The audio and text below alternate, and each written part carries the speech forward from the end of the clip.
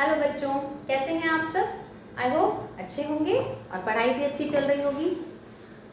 Last video में हमने अपना लीनियर इक्वेशंस इनटू वेरिएबल्स ख़त्म किया और आज जो चैप्टर हम शुरू करेंगे वो है लाइंस एंड एंगल्स। ठीक है, आपने अगर मेरा चैनल सब्सक्राइब नहीं किया है तो आप चैनल सब्सक्राइब कीजिए ताकि आपको नोटिफिकेशंस मिले, नए नए वीडियोस जल्दी से आपके पास पहुँचे। और मैं स्टेप वाइज चलती हूँ तो हर वीडियो आपको एक नेक्स्ट स्टेप पे लेके जाता है जो आपके लिए बहुत फायदेमंद है। तो I hope you will like and share my channel. चलिए स्टार्ट करते हैं लाइंस एंड एंगल्स। हम स्टार्ट करेंगे एनसीईआरटी से। ऑब्वियसली हम हमेशा एनसीईआरटी से अपना पहले चैप्टर को फिनिश करते हैं। लाइंस एंड एंगल्स के चैप्टर में एक्सरसाइज पे जाने से पहले थ्योरेटिकल पार्ट स्ट्रॉन्ग होना बहुत ज़रूरी है। बहुत सारी प्रॉपर्टीज़ हैं, एक्सियोम्स हैं, उनके कन्वर्स हैं जो हमें अच्छे से याद होने चाहिए। तो मैं आज थ्योरी के बेसिक पॉइंट्स से स्टार्ट करूंगी और आज हम हमारे आई होप कि हम एग्जाम्पल्स 3 हैं जो हम फिनिश करेंगे एक्सरसाइज 6.1 से पहले। उसके बाद मैं 6.1 के सारे क्वेश्चंस भी करवाऊंगी नेक्स्ट वीडियो में। हम स्टेप बाय स्टेप इस चैप्टर को फिनिश करेंगे।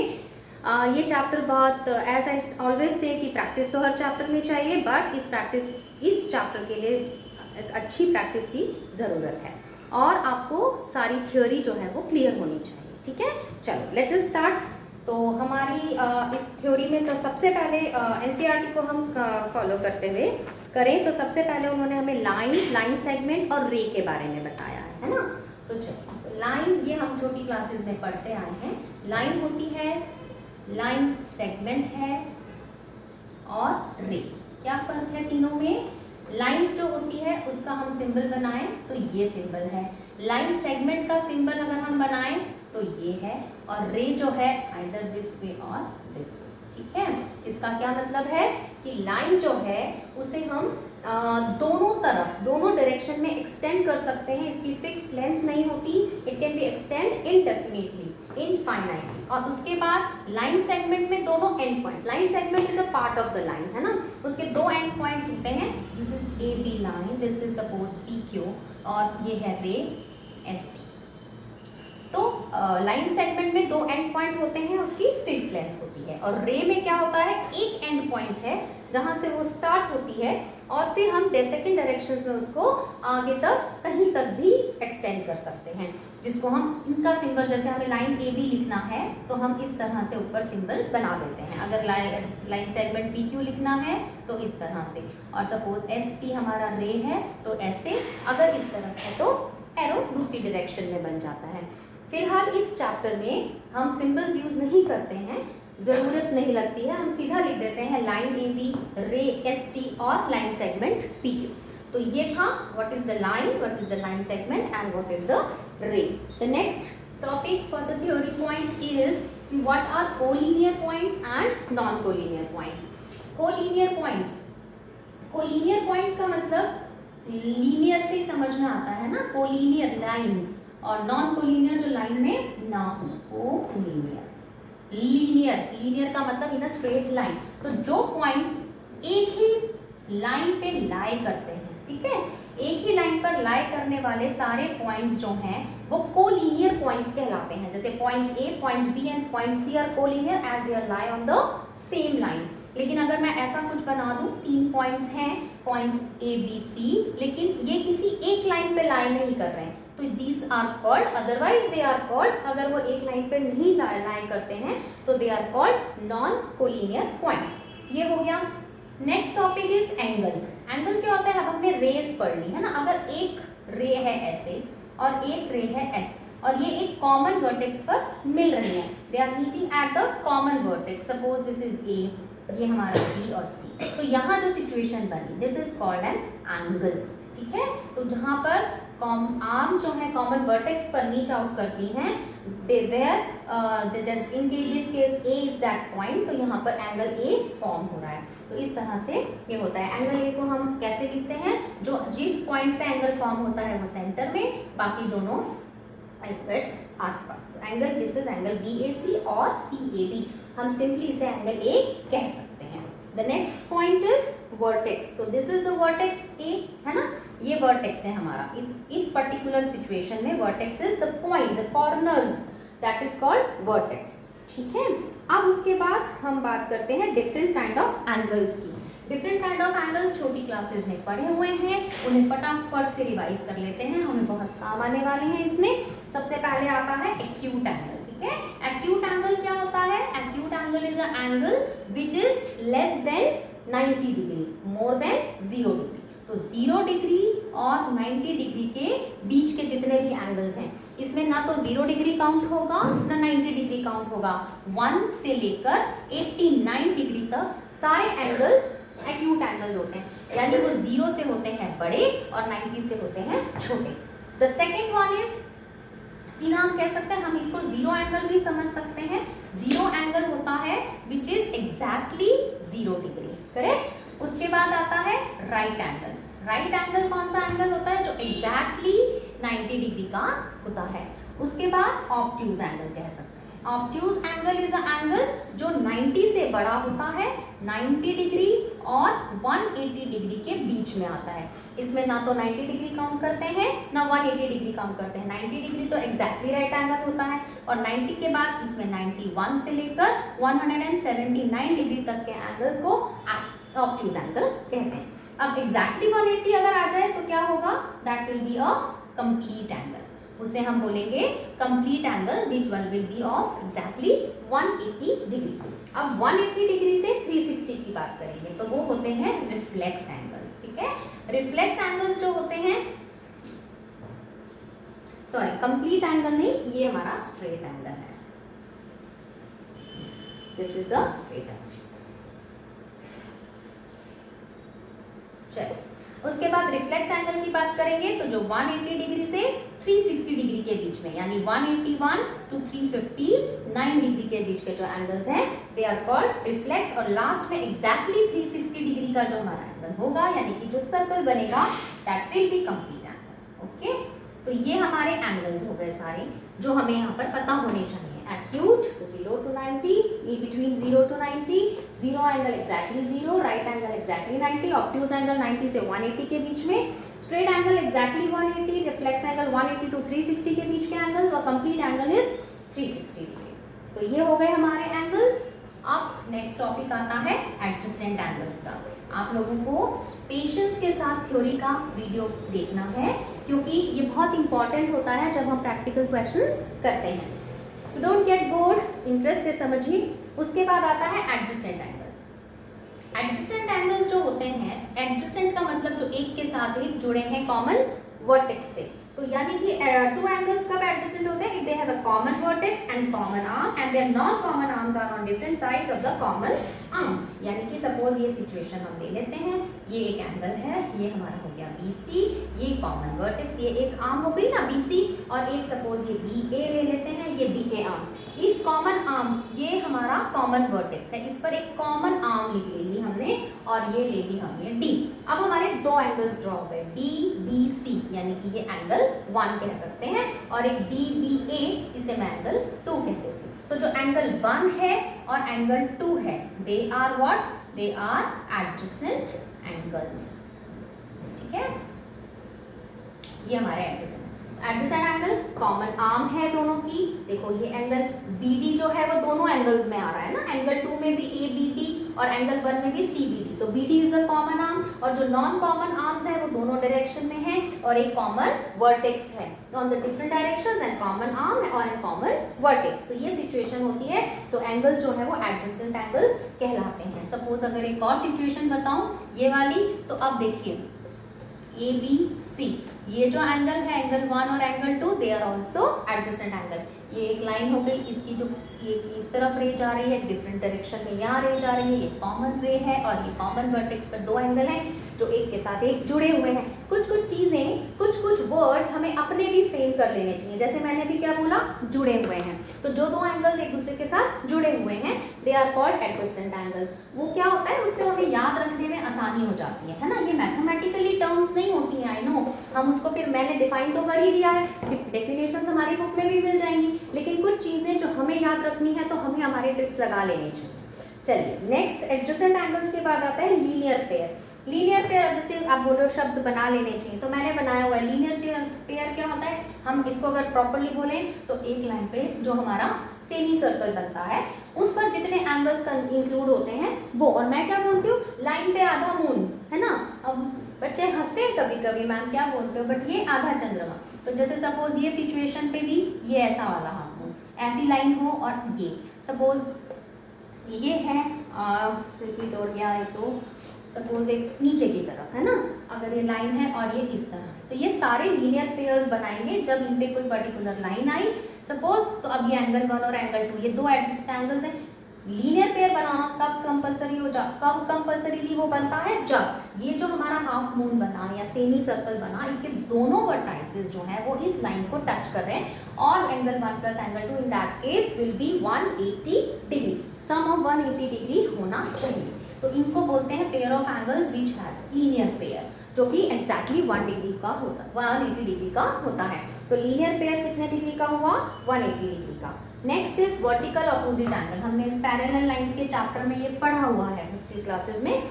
जब दो लाइंस एक दूसरे को इंटरसेक्ट करती हैं, A B suppose C D, ये दो लाइंस हो गई जो एक दूसरे को इंटरसेक्ट कर रही हैं। अब ये लाइंस जब इंटरसेक्ट करती हैं तो उससे 4 एंगल फ्रेम हो गए, एंगल 1, एंगल 2, एंगल 3 और एंगल 4, है ना। वर्टिकल ऑपोजिट एंगल्स किस केस में होते हैं, सिर्फ इंटरसेक्टिंग लाइंस के केस में, जब दो लाइंस एक दूसरे को इस तरह से इंटरसेक्ट कर रही हैं उस केस में। अब इस केस में क्या होता है, द सिचुएशन इज कि कौन से एंगल्स वर्टिकली ऑपोजिट एंगल है, जो ऑपोजिट बने आमने सामने, है ना। हम पैरेललोग्राम रेक्टेंगल में ऑपोजिट एंगल्स पढ़ते हैं ना, एंगल ऑपोजिट कौन से होते हैं, जो आमने सामने होते हैं। तो इसमें भी जो आमने सामने वाले एंगल्स हैं they are called vertical opposite, जैसे एंगल 1 एंड एंगल 3, ये वर्टिकली ऑपोजिट एंगल है। VOA मैंने शॉर्ट फॉर्म लिख दी है, आप लोग कॉपी में पूरा लिख सकते हैं, वर्टिकली ऑपोजिट एंगल। और 2 और 4, एंगल 2 और 4 भी वर्टिकली ऑपोजिट एंगल होते हैं। इनकी कंडीशन क्या होती है कि जो वर्टिकली ऑपोजिट एंगल्स होते हैं दे आर ऑलवेज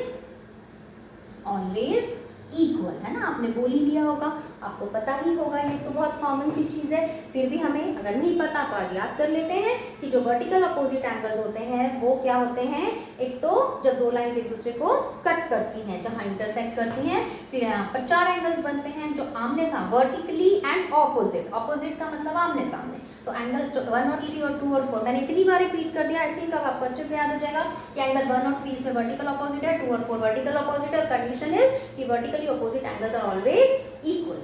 चलिए, ये भी एक कॉन्सेप्ट हमारा क्लियर हो गया, क्योंकि ये सारे कॉन्सेप्ट हमें अभी सम्स के अंदर यूज करने हैं, है ना। वर्टिकली अप्लाई करने के लिए हमें थ्योरी और बेसिक्स आने चाहिए, conceptual studies are always preferable. चलिए, उसके बाद intersecting lines, non intersecting line. अभी मैंने बताया लाइंस जो एक दूसरे को कट करें वो इंटरसेक्टिंग लाइंस, जो लाइन कभी भी एक दूसरे को कट नहीं करेंगी always they are called non intersecting, जो कि पैरेलल लाइन होती है। अब बताइए, ये और ये लाइन क्या इंटरसेक्टिंग है? कभी कभी बच्चे बोलते हैं मैम नहीं ये इंटरसेक्टिंग नहीं है, कहाँ कट कर रही है? अरे क्यों नहीं कर रही है? आप ये वाली लाइन को नीचे एक्सटेंड करके देखो, क्योंकि लाइंस है ना बच्चों, तो लाइंस कैन बी एक्सटेंडेड। तो अगर ये लाइन मैं नीचे एक्सटेंड कर देती हूँ और ये इस तरफ करती हूँ, तो देखो ये इस पॉइंट पे इंटरसेक्ट कर रही हैं। क्या ये लाइंस इंटरसेक्टिंग है? ओ यस, ये लाइन भी इंटरसेक्टिंग है। लो, इसको एक्सटेंड कर लेते हैं, तो ये लाइंस जो हैं आपस में एक दूसरे को इस पॉइंट पे इंटरसेक्ट कर रही हैं। तो intersecting lines are those lines which cut each other, intersect each other, और non intersecting lines are those lines which do not intersect each other at any point of time. वो कितना भी extend कर ले उन लाइंस को, वो intersect नहीं करेंगी। ये लाइंस भी पैरेलल लाइंस है। अगर सपोज मैं एक एग्जांपल देती हूँ, नॉन इंटरसेक्टिंग दिख रही हैं वो, ये और ये, तो ये एक दूसरे को कट तो नहीं कर रही है ना लाइंस, ये लाइन दोनों एक दूसरे को कट नहीं कर रही, पर क्या ये नॉन इंटरसेक्टिंग लाइंस होंगी? नहीं होंगी, क्योंकि देखो लाइंस को अगर हम एक्सटेंड करेंगे तो ये ऐसे ऐसे आगे बढ़ाया, इसको ऐसे बढ़ाया, यहाँ आके इन्होंने कट कर लिया, तो कहीं ना कहीं अगर चांसेस हैं कि वो बढ़ाने पर एक दूसरे को किसी पॉइंट पे कट कर सकती हैं, तो फिर वो नॉन इंटरसेक्टिंग लाइंस नहीं हुई, वो इंटरसेक्टिंग लाइंस हुई। चलिए, तो ये हो गया concept intersecting non intersecting. Second मैंने पेयर ऑफ एंगल्स आ गया है, जो मैंने अभी लीनियर पेयर बताया। उसके बाद दो एक्सियम्स हैं। तो लीनियर पेयर के लिए क्या बोला उन्होंने? If a ray stands on a line then the sum of two adjacent angles so formed is 180। यही मैंने अभी समझा दिया था कि इफ ये एक लाइन है, if a ray stands on a line, तो दिस इज द लाइन और इस पर एक रे स्टैंड करती है, तो ये जो दो एडजेसेंट एंगल्स बनते हैं, इनका सम इज ऑलवेज 180 डिग्री। तो हम ऑलरेडी पढ़ चुके हैं। अगर इसका कन्वर्स देखें, अब हर बार जब हम कोई थ्योरम पढ़ेंगे बच्चों तो हमें साथ साथ ही उसका कन्वर्स भी मिलेगा। कन्वर्स इन द सेंस कि सेम चीज उल्टा। तो जैसे इसमें हमने क्या बेसिक थ्योरम क्या बताई कि if a ray stands on a line तो adjacent angles will be of 180 degree. इसका कन्वर्स क्या करेगा, if the adjacent angles has a sum of 180 degree then the ray definitely stands on a line। तो ये अगर मैं explain करूं तो क्या करूंगी कि अगर हमें ये बता रखा है कि ये एक लाइन है और ये एडजेसेंट एंगल्स हैं, तो अगर ये लाइन है और ये दोनों एडजेसेंट एंगल्स ही हैं तो डेफिनेटली इनका सम 180 डिग्री है। अगर हमें गिवन क्या है कि ये दोनों एडजेसेंट एंगल्स का सम 180 डिग्री है तो डेफिनेटली हम प्रूव कर सकते हैं कि जो ये AB है that is only a line है ना। तो ये कन्वर्स भी हमें साथ साथ समझने चाहिए क्योंकि हर थ्योरम का अपना एक कन्वर्स थ्योरम होता है। हमें सिर्फ डायरेक्टली थ्योरम्स ही यूज करनी पड़ेंगी, अप्लाई करनी पड़ेंगी, ये जरूरी नहीं है। हमें उनके कन्वर्स थ्योरम्स को भी अप्लाई करना है, स्पेशली फॉर प्रूव्स जो बच्चों को बहुत डिफिकल्ट लगता है। मैम प्रूफ करना नहीं आता है। नंबर वाले क्वेश्चंस हम बड़ी आसानी से कर लेते हैं, एंगल फाइंड आउट करना है हमें आ जाता है, बट हम प्रूव्स नहीं कर पाते, हमें आइडिया क्लिक नहीं होता है। वो आइडिया क्लिक होगा उसमें स्पेशली कन्वर्स थ्योरम्स यूज होंगी, प्लस आपको प्रैक्टिस की जरूरत पड़ेगी। आप बार बार क्वेश्चंस को करेंगे, आपको आइडियाज अपने आप आएंगे। ठीक है, अब इसमें नेक्स्ट पॉइंट है कि वो जो मैंने आपको समझा दिया है, और अब वो नेक्स्ट थ्योरम जो फर्स्ट थ्योरम अगर हमें बता रहे हैं वो है थ्योरम 6.1। ऑब्वियसली आप लोगों ने डेफिनेटली एनसीईआरटी खोल रखी होगी और आप अपनी बुक अपने सामने रख के पढ़िए और अच्छे से समझ में आएगा। थ्योरम 6.1 कहती है two lines intersect each other then the vertically opposite angles are equal, जो कि हमने पढ़ लिया है ना। अगर इसी को मैं कन्वर्सली बोलूँ तो क्या बोलूँ कि if the two vertically opposite angles are equal then definitely they are intersecting each other, these lines are intersecting each other.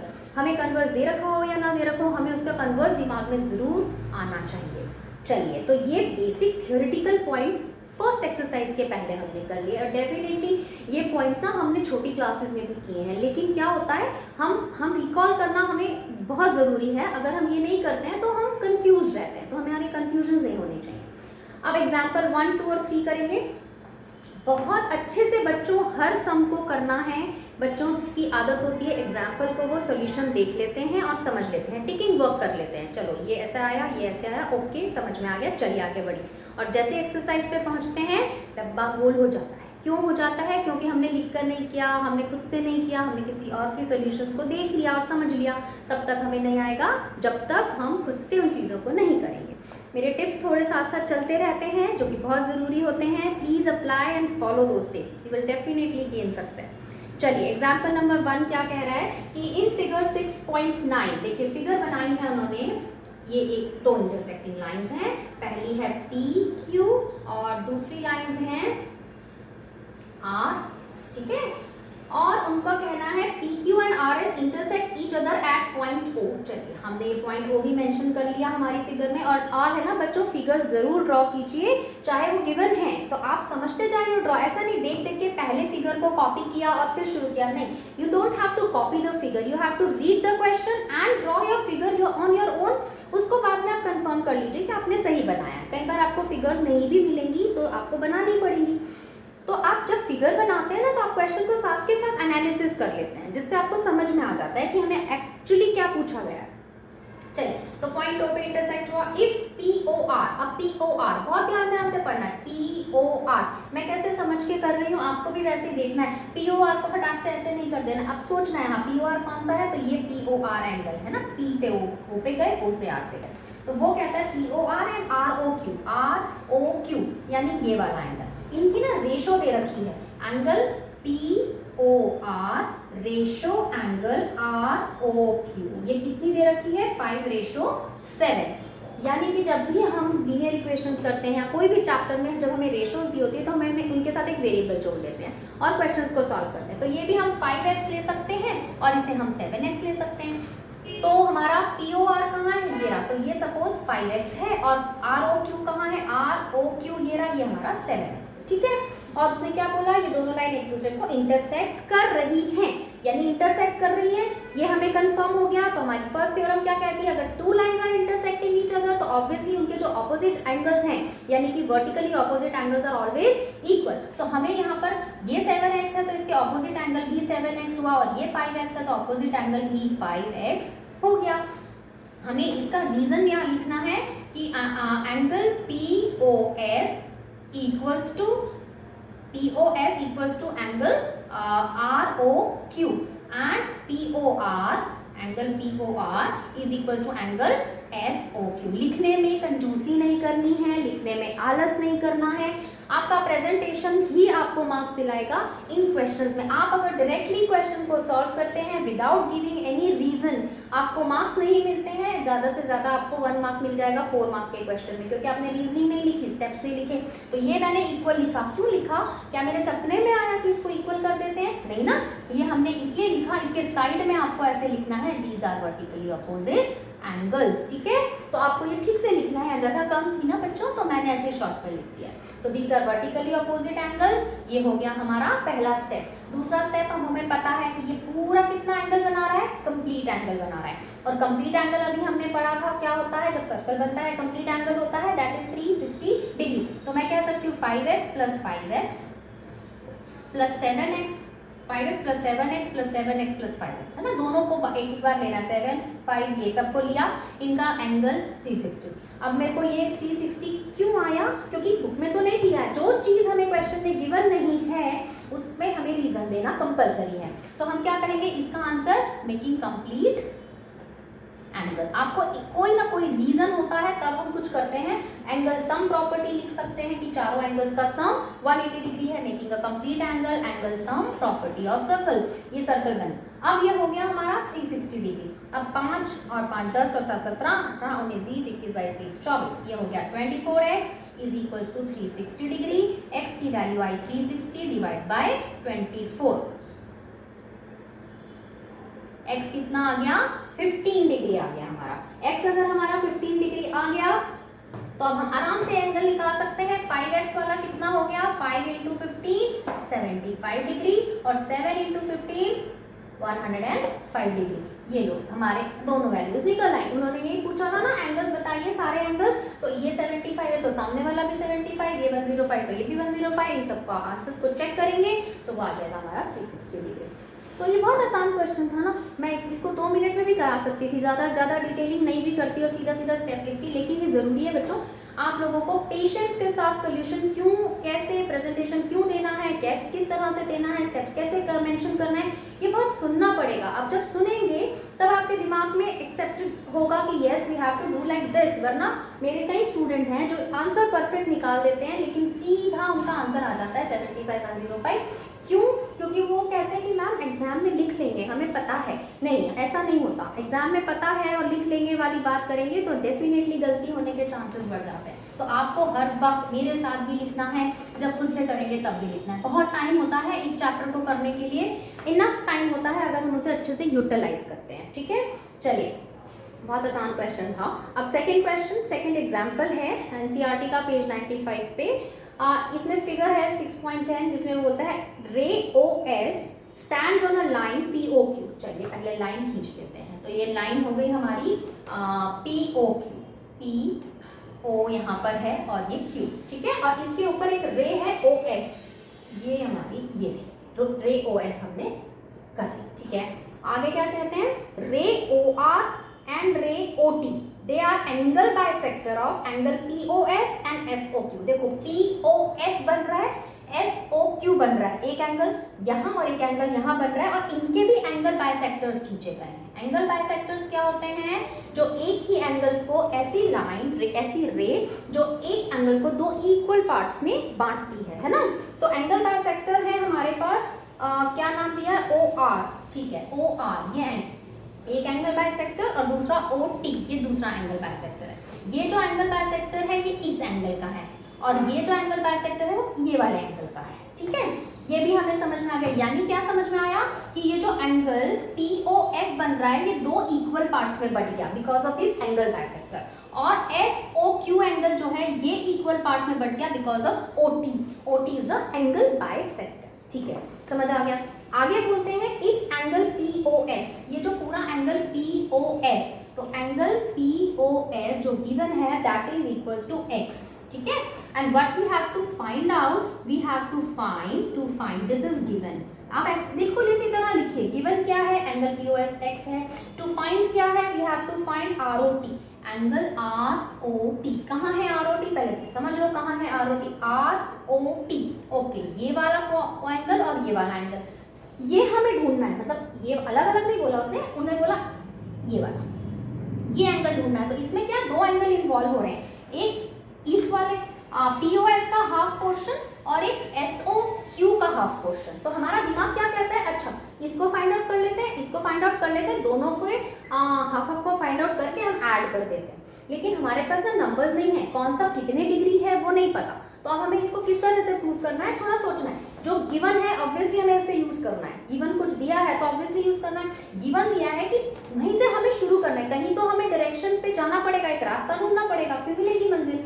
तो अब पी ओ एस हमारा एक्स है और ये एंगल बाइसेक्टर है, तो हमें एक बात समझ में आ गई कि जो पी ओ आर है और आर ओ एस है ये आधा आधा कर देते हैं। तो एंगल पी ओ आर और एंगल आर ओ एस, ये दोनों x का हाफ है ना, पूरा x है तो आधा x का इसके पास गया, आधा इसके पास, आधा करना मतलब डिवाइड बाय 2, तो ये दोनों क्या हो गए x बाय 2 x बाय 2। तो ये मैं यहाँ लिख भी लेती हूँ, ये मेरा x बाय 2 हो गया और ये भी मेरा x बाय 2। बच्चों थोड़ा डिटेलिंग कराती हूँ क्योंकि आप में से कुछ स्टूडेंट्स होंगे जिनको बहुत जल्दी समझ में आता है ना, तो उनको लगेगा क्या मैम इतना खींच रही है चीज को। नहीं, मैं खींच नहीं रही हूँ, बहुत वर्किंग को बहुत सिस्टमैटिक करना है ताकि जब डिफिकल्ट क्वेश्चंस आएंगे ना तब आपको ये चीजें काम आती है। और कुछ बच्चे थोड़ा स्लो समझते हैं, उनके लिए थोड़ा एक्सप्लेनेशन, ज्यादा एक्सप्लेनेशन जरूरी होता है, तो आई प्रेफर फॉर दैट। तो आप समझिए और अच्छे से करिए। तो ये हो गया x/2 और ये हो गया x/2। ठीक है, अब हमें ये पता चल गया कि ये दोनों हाफ हाफ है, 2x तो नहीं है, एक x है, तो दोनों उसके हाफ हाफ हो गए। अब देखो POS ये वाला एंगल मैं टू फाइंड हटा दूं यहाँ से ताकि जगह बच जाएगी। हमें पता है हमें ROT निकालना है ना। चलिए अब देखो POS ओरिजिनली, तो एंगल POS प्लस SOQ करूं, SOQ हमने लीनियर पेयर पढ़ा है ना, ये लीनियर पेयर बना रहे हैं। देखो एक लाइन पर ये आधा चंद्रमा बना रहे हैं, तो POS और SOQ ये लाइन है, हमें पता है अगर ये लाइन है और ये हाफ मून बना रहे हैं डेफिनेटली साइन सर्कल है, तो 180 डिग्री हो गया। ये मुझे पता चल गया कि POS प्लस SOQ जो है वो 180 डिग्री है। और POS मुझे गिवन है, ये जो मेरा POS है ये मेरे को x गिवन है, तो इसकी जगह मैं x रख देती हूँ और SOQ इक्वल्स टू 180। तो इस केस में मेरा SOQ मुझे मिल जाएगा that is 180 minus x degree. कोई कंफ्यूजन नहीं होगा 100%। ये बहुत सिंपल कैलकुलेशन थी जो हमें एक रे की वजह से हमारे दो एंगल्स बने थे, उनका सम 180 है बिकॉज वो लाइन पर एक रे है जो एडजेसेंट एंगल्स बना रही है, तो डेफिनेटली वो 180। इस 180 के आगे रीजन क्या दोगे, लीनियर पेयर। उसके बाद POS गिवन है, उसकी जगह x रखा प्लस SOQ इक्वल्स टू 180, तो SOQ की वैल्यू मिल गई 180 माइनस x। अब 180 माइनस x निकली।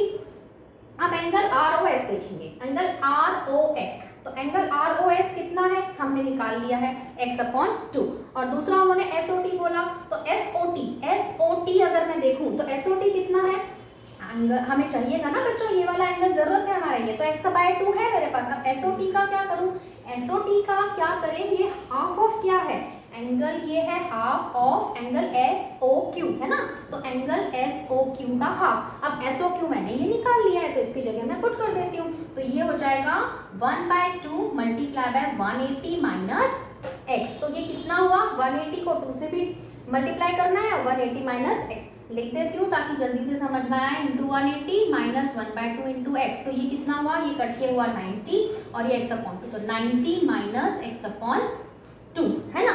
अब हमने पहले ही सोच लिया था कि हमें ये वाला एंगल और ये वाला एंगल मिल जाएगा तो हम ये ऐड कर देंगे, तो कर देते हैं हम ऐड। तो ऐड करें तो देखो x, ये तो x/2 है हमारे पास, कौन सा ROS, हमें ROS चाहिए था, वो SO आ गया, और SOT मैंने ये निकाल लिया, ये है 90 माइनस x/2। अब x/2 पॉजिटिव और x/2 नेगेटिव कट गए, हमारा एंगल मिल गया हमको that is 90 degree which is ROT। ठीक है। इसमें एक स्टेप रह गया, मुझे ये लिखना था कि ROT is equal to what. ROT क्या है, आप दो पार्ट में लिख सकते थे ना, ROT equals to ROS plus SOT। तो ROS की जगह ROS रखा, SOT की जगह SOT की वैल्यू रखी, that is ROT which is 90 degree. बहुत कॉन्सेंट्रेशन से काम करना पड़ेगा कि हमारा ROS क्या है, SOT क्या है, ROT क्या है ना। इसके लिए क्या जरूरत है, इसके लिए जरूरत है क्वेश्चन को एनालिसिस फर्स्ट स्टेप से करने की। ये फिगर तक हमने खुद बनाई जबकि हमें गिवन थी, हम कंफर्म करते जा रहे थे। तो मैं आपको करके इस तरह एक स्टूडेंट की तरह क्वेश्चन को सॉल्व करके बताती हूँ, ताकि आप मेरी जगह खुद को रखें और उसी चीज को फॉलो करते हुए क्वेश्चंस करें। अब इस चैप्टर के लिए हेस्टी नहीं होना, ये अलजेब्रिक एक्सप्रेशन नहीं है, ये लीनियर इक्वेशन नहीं है, इवन पॉलिनॉमियल, सभी कैलकुलेशन वाले चैप्टर्स थे ना। उसमें क्या होता है, फॉर्मूला याद किया, अप्लाई किया। इसमें हमें थ्योरम्स अप्लाई करनी है, that is slightly different thing. तो आपको इस तरह से क्वेश्चन को एनालिसिस करते जाना है, समझते जाना है और साथ साथ करना है, ठीक है। आई होप ये क्वेश्चन इजी था, मुश्किल नहीं था, लेकिन लॉजिक लगाना पड़ता है और स्टेप्स किस तरह करने हैं वो आपके लिए बहुत इंपॉर्टेंट है। तो आई होप बच्चों ये बहुत अच्छे से समझ में आया होगा। इसका सोल्यूशन भी है, आप आराम से उसको करिए। नहीं आए तो मेरा वीडियो रिवाइंड करना और वापस से समझना। मैंने इतने एक्सप्लेनेटरी फॉर्म में कराया है कि आपको बहुत आसानी से समझ में आएगा। चलिए अब हम करते हैं एग्जाम्पल नंबर 3, जो आज के वीडियो का लास्ट एक क्वेश्चन है। मैं एक्सरसाइज का क्वेश्चन जो है जो वीडियो है एक्सरसाइज 6.1 में 6 क्वेश्चंस हैं, इसका बिल्कुल एग्जैक्टली इसी तरह से एक्सप्लेनेटरी फॉर्म में समझाऊंगी और आपको पेशेंस से देखना है। और अभी ये लास्ट क्वेश्चन हम कर लेते हैं, तो have patience and try to solve. ये बहुत आसान क्वेश्चन है, आप चैलेंज करो और खुद से करो, मेरे से आगे आगे करके जाओ प्लीज। चलिए, तो मैम तो बातें करती रहेंगी, हम कंप्लीट भी कर लेंगे, थिंक लाइक दैट। चलिए, ये है क्वेश्चन एग्जाम्पल 3 कहता है इन फिगर 6.11 है ना, OP, OQ, OR and OS ये 4 रेज हैं and we have to prove that जो हमें दिया है POQ plus QOR plus SOR plus POS equals to 360। चलो हम इसमें ना इसकी फिगर देख के बनाएंगे क्योंकि इसमें बाकी इन्फॉर्मेशन नहीं है। तो उसने क्या ऐसी फिगर बनाई है, देखो एक तो हमें सबसे पहले ये रे लिखनी है, ये है हमारी OQ, ठीक है। चलिए बना ली, OQ पे ऊपर जा रही है P, ये हमने लिख लिया, ये P बन गई OS, यहाँ पर S है, चलो ये OS रे है और एक OR है, ये OR हमारी रे है। सबसे पहले what we have to do, we have to analyse and understand the question. करने की जल्दी नहीं करना, क्वेश्चन को निपटाना नहीं है, हमें समझना है फिर निपटाना है, ठीक है ना।